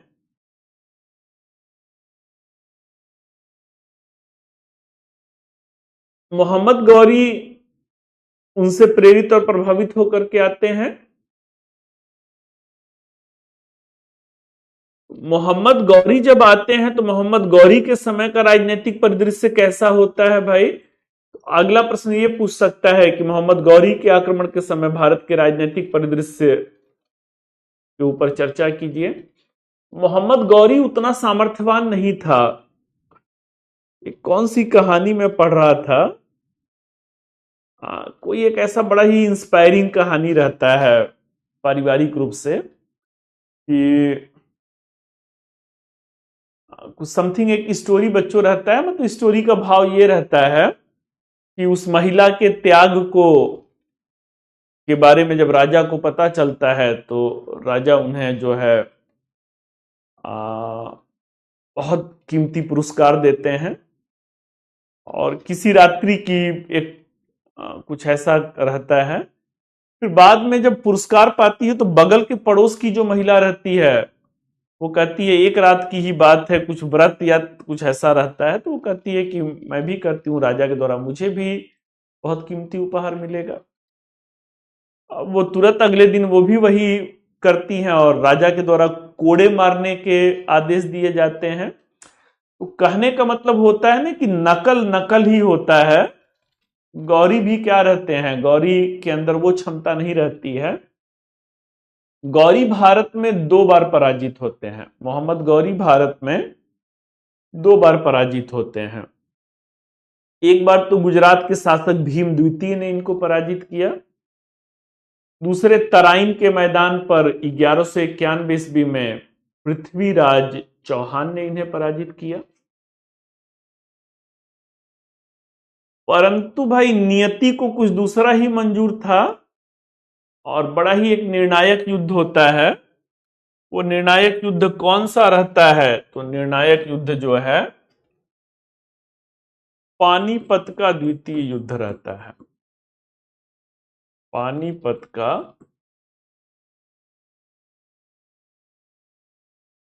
द्वितीय युद्ध रहता है, 1192 ईस्वी है। पानीपत के द्वितीय युद्ध में गौरी ने क्या किया? गौरी ने पृथ्वीराज चौहान को पराजित किया। गौरी ने पृथ्वीराज चौहान को पराजित किया। अब ये पराजय कोई साधारण घटना नहीं सिद्ध हुआ, ये पराजय जो है एक युग परिवर्तनकारी घटना के रूप में सिद्ध हुआ। Whatsoever Gauri did in the second battle of Panipat, it did not proved to be the some other ordinary war, but this was the game changing, it proved to be a game changing war in course of Indian history।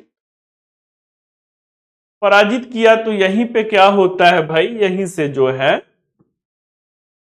Bharat में Islamic शासन की स्थापना होती है। Islamic शासन की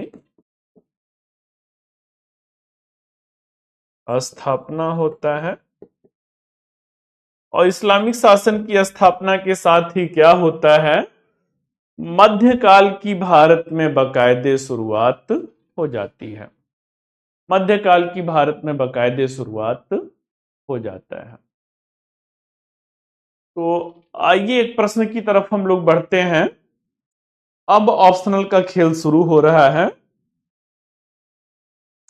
pre के देखिए बहुत डेटा ना, वो चंद्रबरदाई थे, चंद्रबरदाई का पृथ्वीराज रासो था। कहानी में बच्चों कुछ ऐसा रहता है कि क्यों पानीपत के द्वितीय युद्ध में हार गए, तो कुछ किंवदंतियां हैं।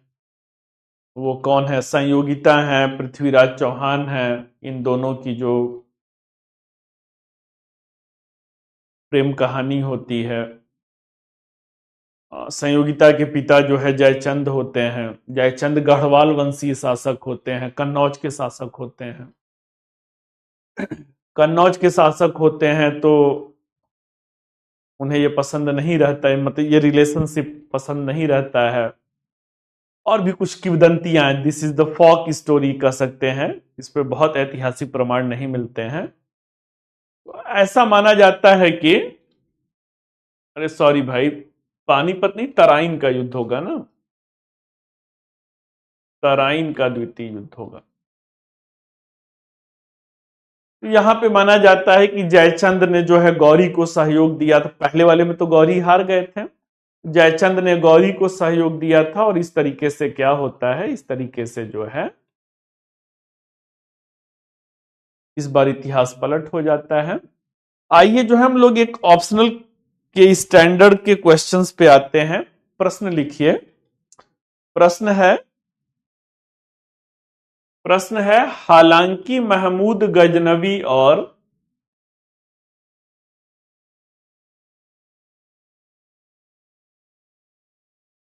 हालांकि महमूद गजनवी और मोहम्मद गौरी दोनों तुर्क आक्रमणकारी थे।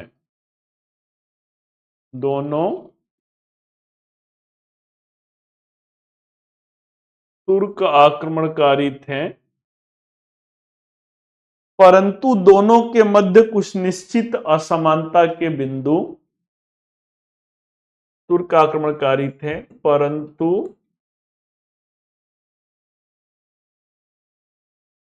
दोनों के मध्य कुछ निश्चित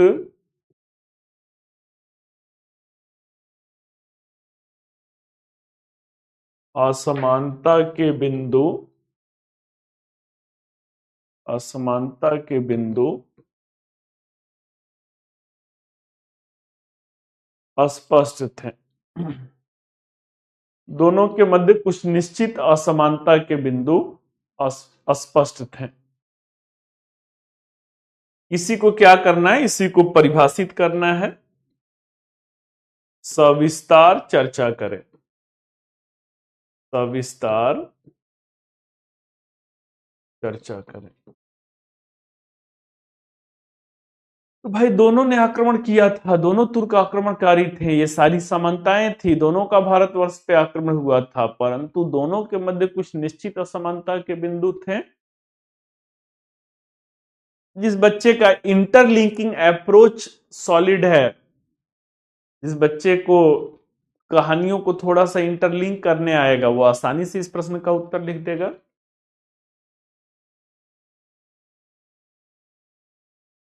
इस बार भी एक प्रश्न पूछा था ना, मध्यकाल में या सल्तनत काल में, कुछ ऐसे करके पूछा था, हिंदू और मुस्लिम वर्ग के महिलाओं के मध्य भिन्नता के बिंदु को स्पष्ट कीजिए।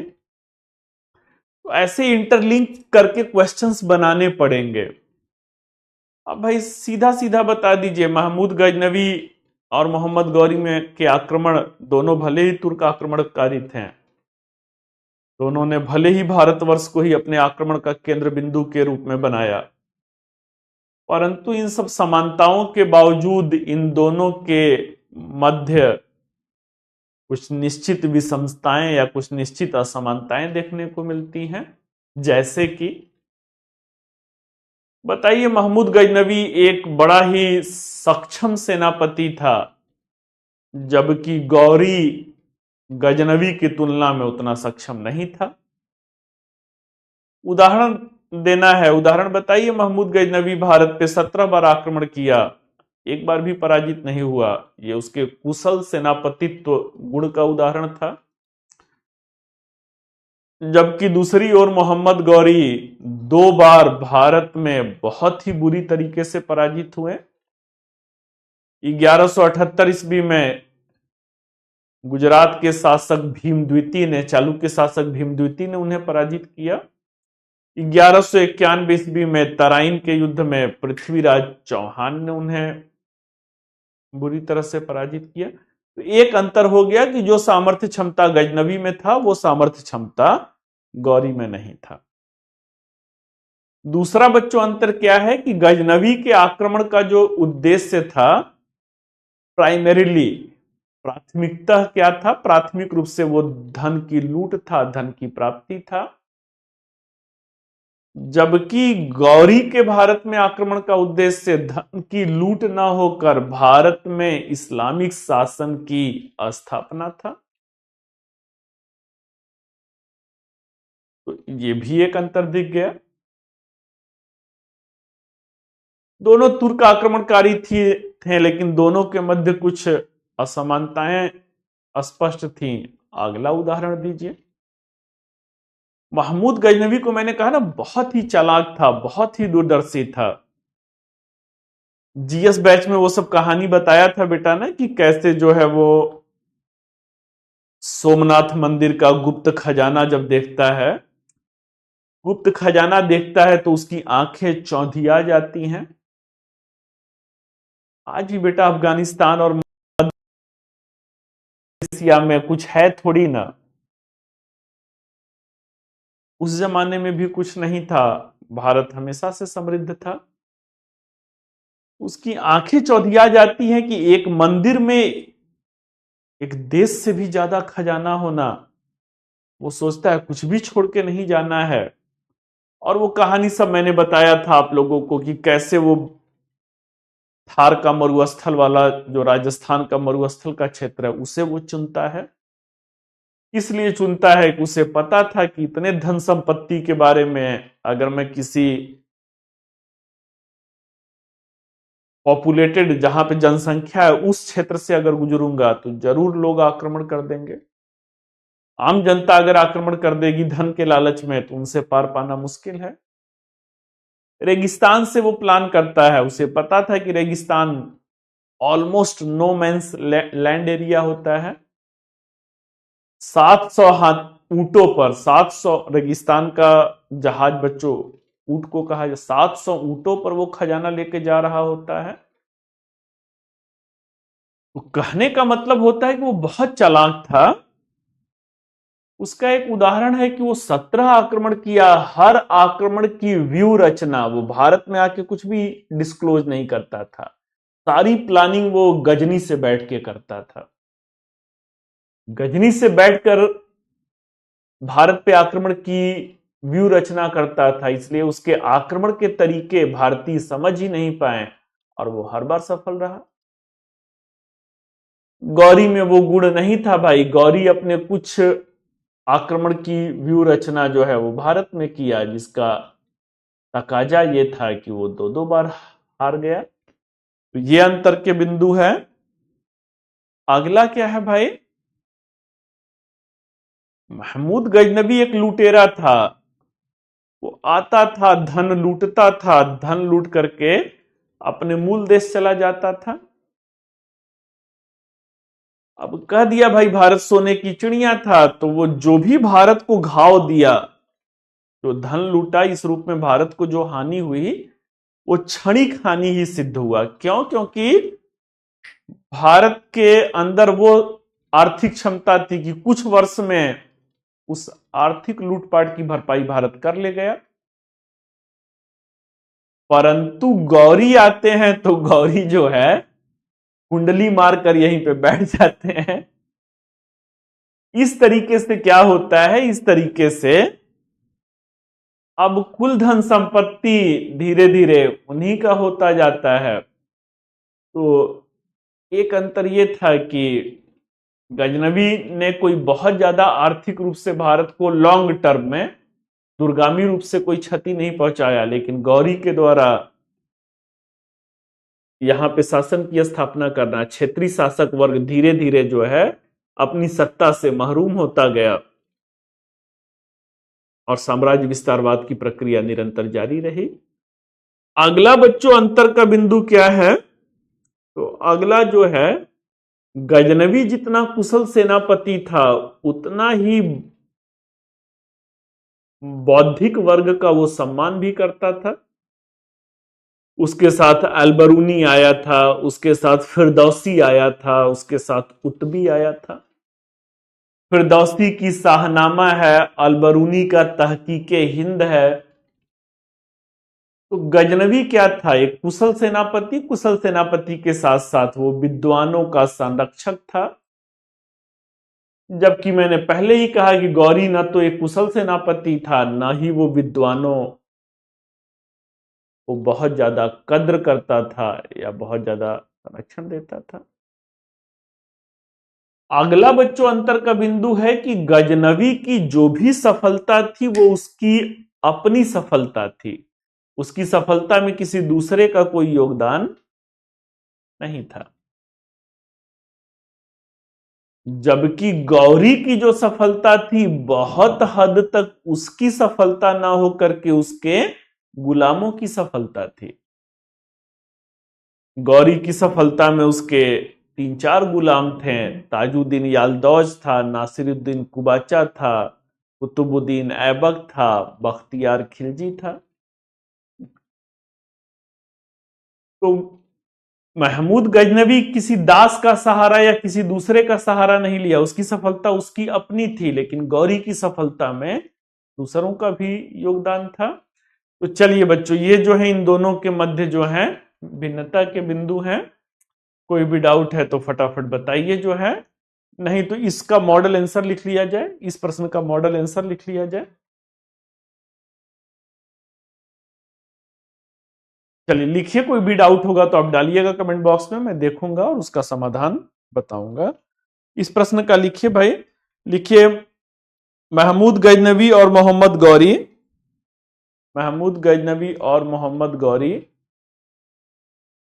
दोनों ने पूर्व मध्यकाल में, दोनों ने पूर्व मध्यकाल में भारतवर्ष पर आक्रमण किया, भारतवर्ष पर आक्रमण किया और दोनों के आक्रमण, दोनों के आक्रमण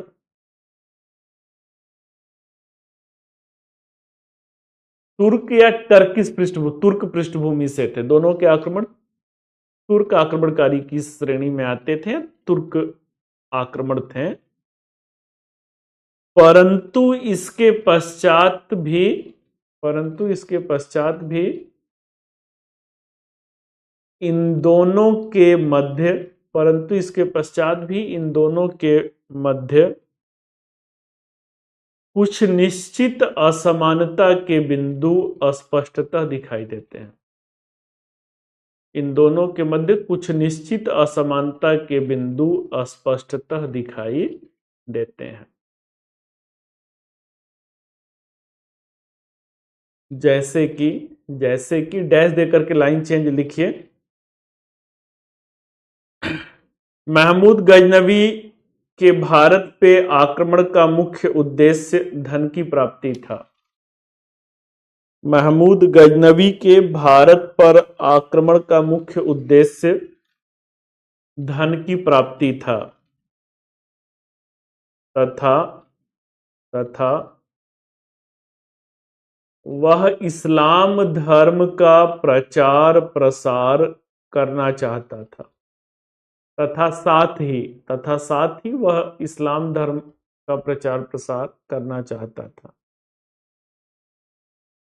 जबकि गौरी के आक्रमण का उद्देश्य, जबकि गौरी के आक्रमण का उद्देश्य इस्लामिक शासन की स्थापना का था, जबकि गौरी के आक्रमण का उद्देश्य इस्लामिक शासन की स्थापना का था। नेक्स्ट, महमूद गजनवी एक कुशल योद्धा था। महमूद गजनवी एक कुशल योद्धा था और इसने भारत पर कुल महमूद गजनवी एक कुशल योद्धा था और इसने भारत पर कुल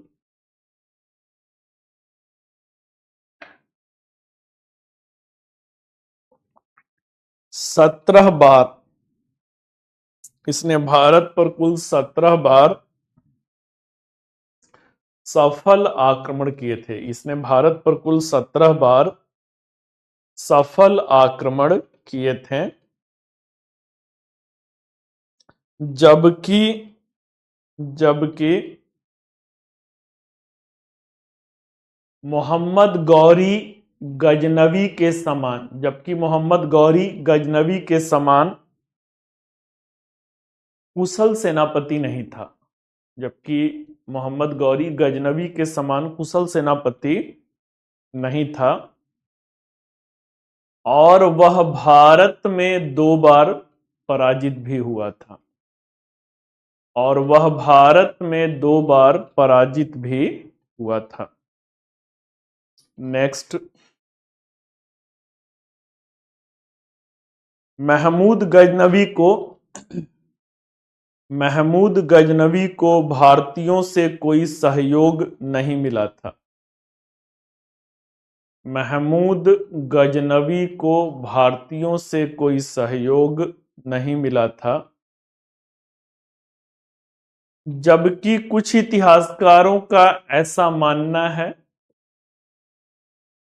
जबकि कुछ इतिहासकारों का ऐसा मानना है कि पृथ्वीराज चौहान के विरुद्ध तराइन के द्वितीय युद्ध में, पृथ्वीराज चौहान के विरुद्ध तराइन के द्वितीय युद्ध में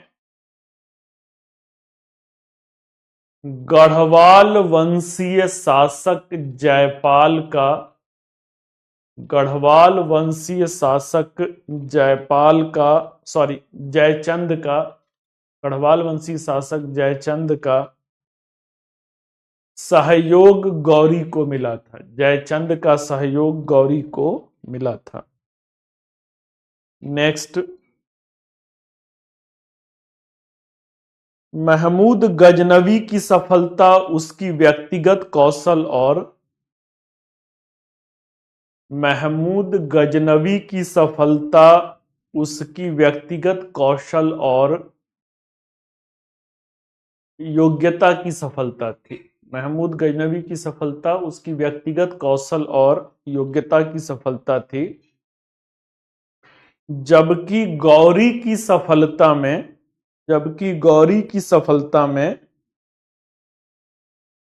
उसके गुलामों का, जबकि गौरी की सफलता में उसके गुलामों का अत्यधिक महत्वपूर्ण योगदान था। गौरी की सफलता में उसके गुलामों का अत्यधिक महत्वपूर्ण योगदान था। नेक्स्ट, महमूद गजनवी के सभी आक्रमण गजनी ब्रैकेट में अफगानिस्तान से निर्धारित होते थे। महमूद गजनवी के सभी आक्रमण गजनी ब्रैकेट में अफगानिस्तान से निर्धारित होते थे। इसीलिए भारतीय शासक कभी उनके युद्ध रणनीति को भाप नहीं पाए। इसीलिए भारतीय शासक कभी उनके युद्ध रणनीति को भाप नहीं पाए, युद्ध रणनीति को भाप नहीं पाए, जबकि गौरी के कुछ आक्रमण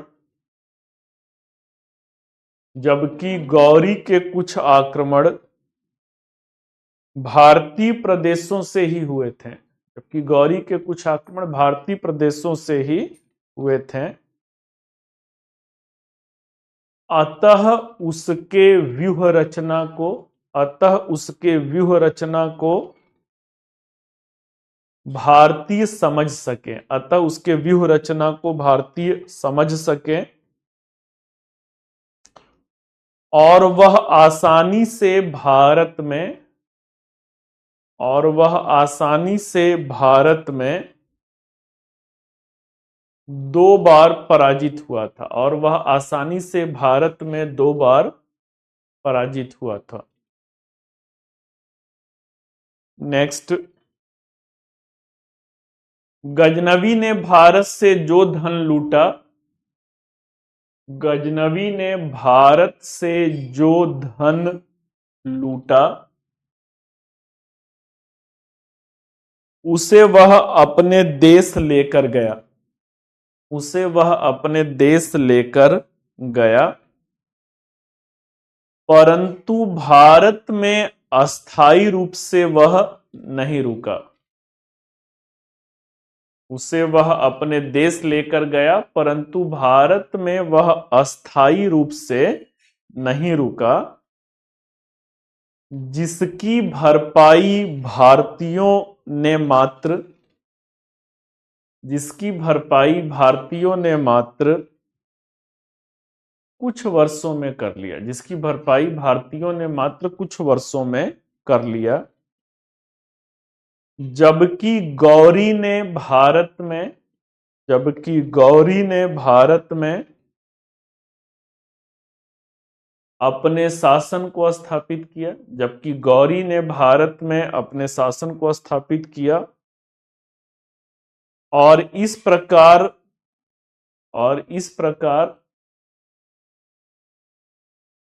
भारतीय शासक वर्ग को जो आर्थिक नुकसान हुआ, भारतीय शासक वर्ग को जो आर्थिक नुकसान हुआ, उसकी भरपाई नहीं हो पाया। भारतीय शासक वर्ग को जो नुकसान हुआ, उसकी भरपाई नहीं हो पाया। नेक्स्ट,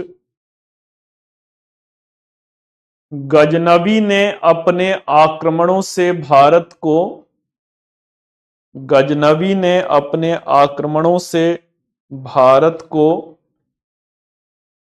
आर्थिक और धार्मिक रूप से नुकसान पहुंचाया।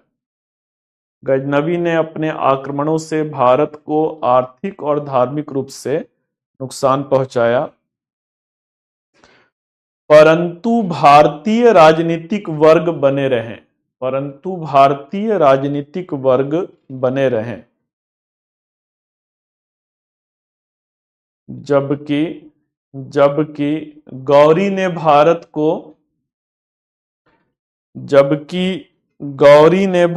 को राजनीतिक रूप से नुकसान पहुंचाया,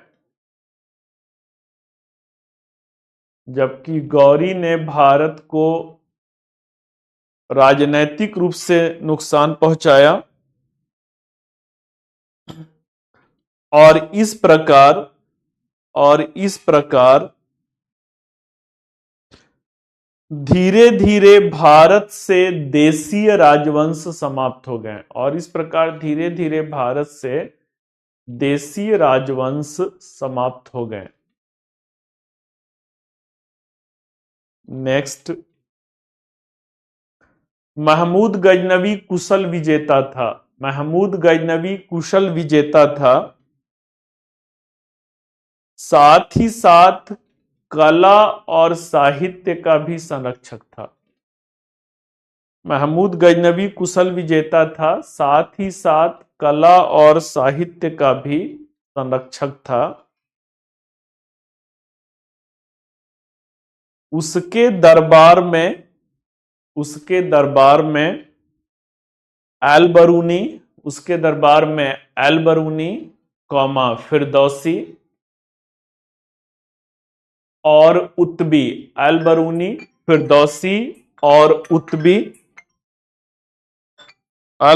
फिरदौसी और उत्बी संरक्षण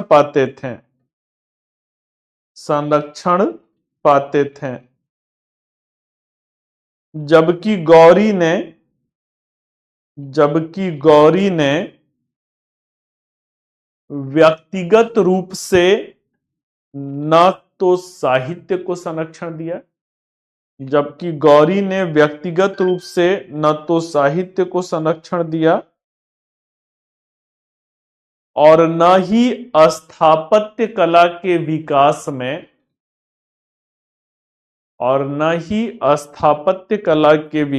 में कोई विशेष रुचि दिखाई। और न ही स्थापत्य कला के विकास में कोई विशेष रुचि दिखाई। कंक्लूजन कर लीजिए। देखिए, इस प्रकार हम देखते हैं कि दोनों के समय काल में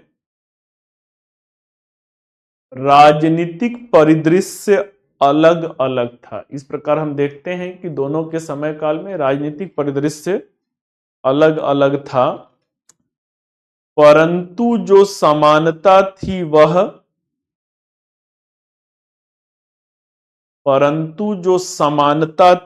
वह भारतीय शासकों का विकेंद्रीकरण था। परंतु जो समानता थी वह भारतीय शासकों का विकेंद्रीकरण था और उनके मध्य आपस में एकता का अभाव